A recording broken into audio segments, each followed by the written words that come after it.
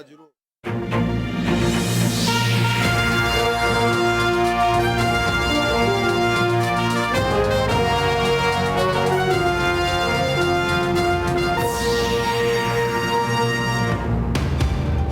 여러분 안녕하십니까? 여수 MBC 뉴스데스크입니다. 석유화학 산업 침체가 길어지면서 여수 산단의 공장 가동률이 갈수록 떨어지고 있습니다. 기초 원료를 생산하는 여천 NCC도 지속적인 실적 악화로 일부 공장의 가동을 중단하기로 결정했습니다. 문영철 기자입니다. 원유에서 나온 납사를 분해해 에틸렌 등을 주력으로 생산하고 있는 여천 NCC. 회사가 운영하는 공장 3곳 가운데 오는 8일부터 제3공장 가동이 중단됩니다. 계속되는 적자에다 올해 1분기에도 500억 원에 가까운 손실을 기록하는 등 경영 부담이 갈수록 커지자 결국 대규모 감산을 결정한 겁니다. 3공장에서 생산할 수 있는 에틸렌 규모는 연간 47만 톤으로 여수 산단 전체 에틸렌 생산 능력의 7에서 8% 정도를 차지합니다. 여천 NCC 측은 공장을 언제쯤 다시 가동할지는 정해지지 않았고 경기 상황 등을 지켜본 뒤 재가동 여부를 판단할 계획이라고 밝혔습니다. 3공장에 배치됐던 인력 가운데 일부는 시설 유지 보수 작업 등에 투입될 예정입니다. 노동조합도 공장 가동 중단을 불가피한 상황으로 받아들이고 파장을 줄이기 위한 방안을 고민하고 있습니다. 근무의 형태가 변화함으로 인해서 실질 임금이 손해를 보는 그런 상황이 발생이 됩니다.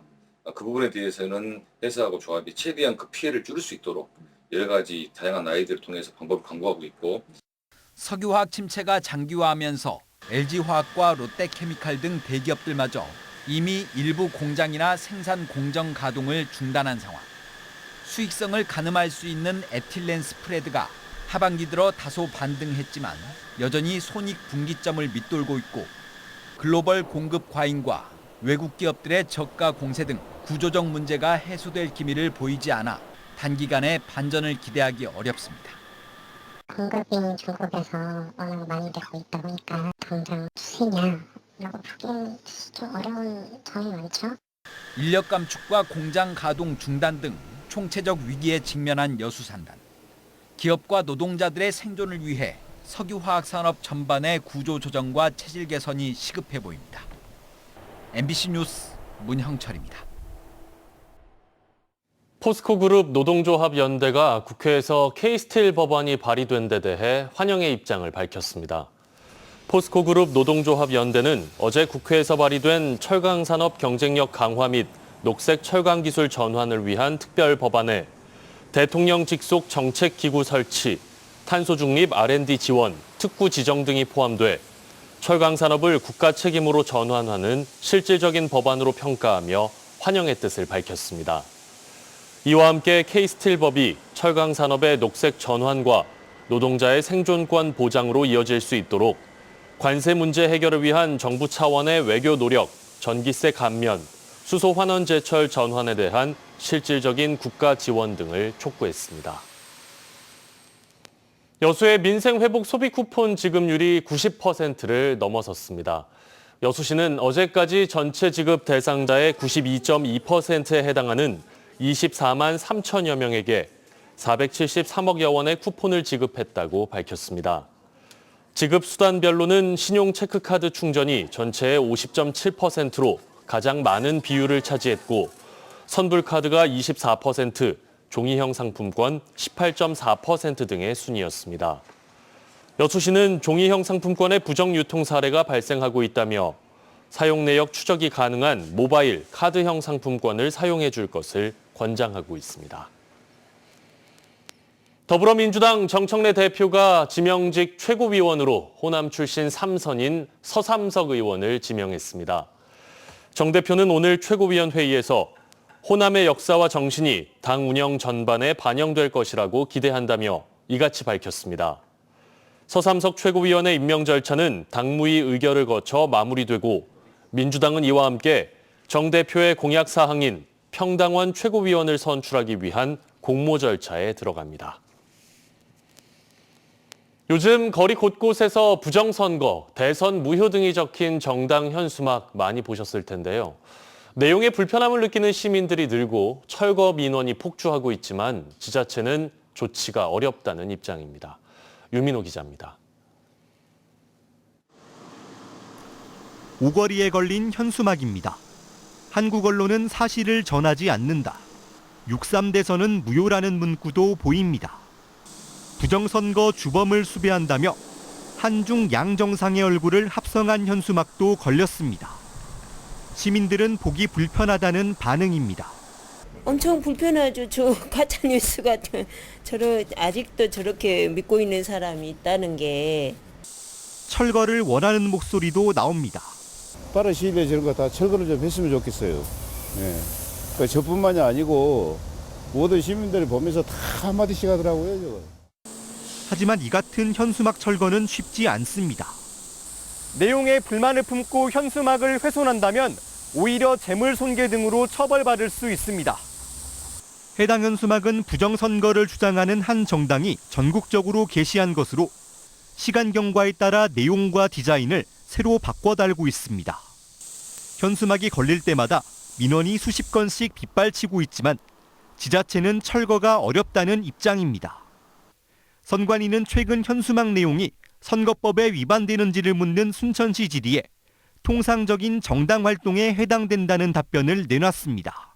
기초기관이 초과하거나 이런 좀 위법사항이 있는 경우에는 저희들이 철거 조치하고 그 외에는 정당한 정당 활동으로 해당된다고 했기 때문에 조치를 못하고 있는 시정입니다.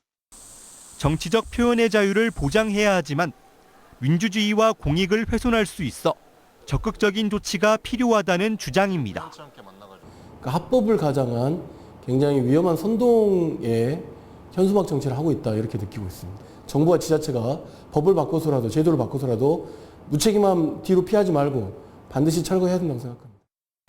최근 더불어민주당은 대선 불법 현수막 TF를 구성해 대응에 나서기로 했습니다. 또 일부 광역단체에서는 관련 정당 고발이 이루어지는 등 전국적으로 논란이 계속될 전망입니다. MBC 뉴스 유민호입니다. 순천시가 신발 브랜드 르무통 운영사인 우주텍과 업무 협약을 맺고 생태치유 산업에 협력하기로 했습니다.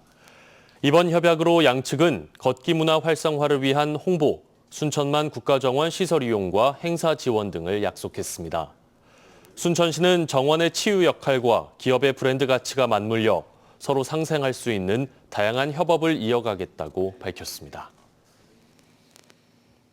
고흥군이 중증 치매 노인들의 실종을 예방하기 위해 전남 최초로 ICT 기반 출입관리 시스템을 시범 도입합니다. 고흥군은 오늘 고흥경찰서와 SK텔레콤 컨소시엄과 ICT 기반 치매 실종 예방 사업 도입에 관한 업무 협약을 맺었습니다. 이 시스템은 출입문에 설치된 감지 기기를 통해 실시간으로 출입 여부를 파악할 수 있고 보호자에게 즉시 알림이 전송돼 실종을 예방하고 긴급 상황에도 신속하게 대응할 수 있을 것으로 기대됩니다.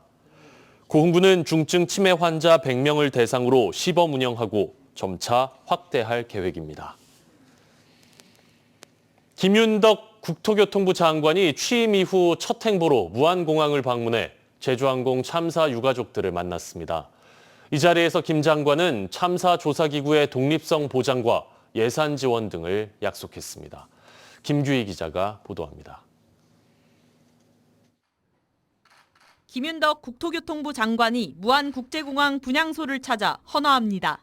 곧이어 1229 제주항공 여객기 참사 유가족들과 만나 이야기를 나눕니다. 장관으로서 국민 안전사고에 대해 예방과 사후 대책을 철저히 하겠다는 의미로 취임 이후 첫 외부 일정으로 방문한 겁니다. 김 장관은 공항 2층 회의실에서 유가족 50여 명과 1시간 반가량 면담을 진행하고 이들의 요구사항은 무엇인지 청취했습니다.